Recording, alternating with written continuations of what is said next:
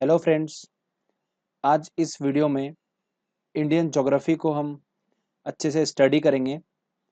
Part one में जो topics cover हैं वो पश्चिमी घाट और पूर्वी घाट।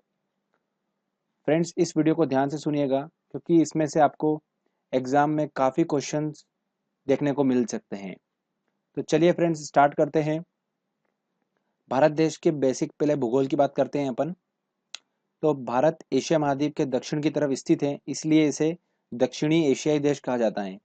भारत देश का क्षेत्रफल 32,87,263 वर्ग किलोमीटर है।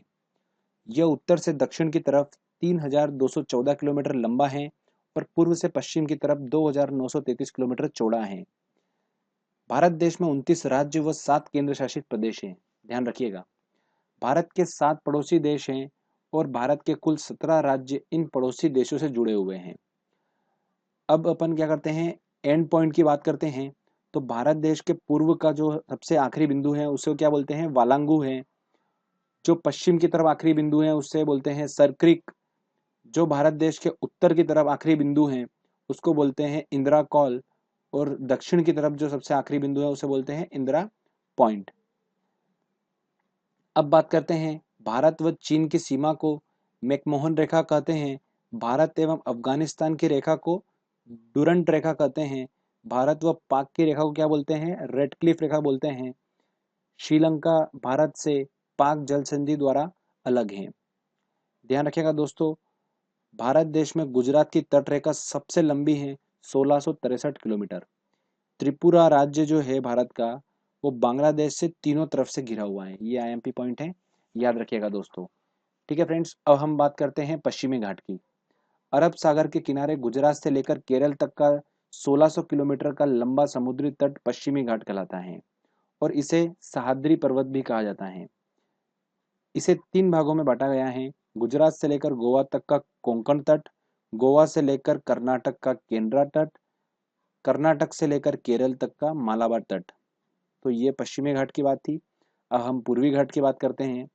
बंगाल की खाड़ी के किनारे केरल से लेकर पश्चिम बंगाल के ऊपर तक का 1015 किलोमीटर का लंबा समुद्री तट पूर्वी घाट कहलाता है।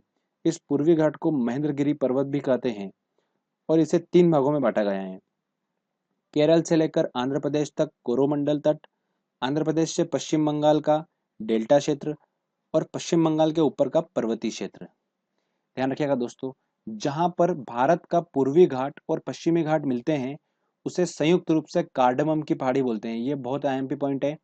यह कार्डेमम की पहाड़ी पूरे भारत देश के सबसे अंतिम की पहाड़ी है।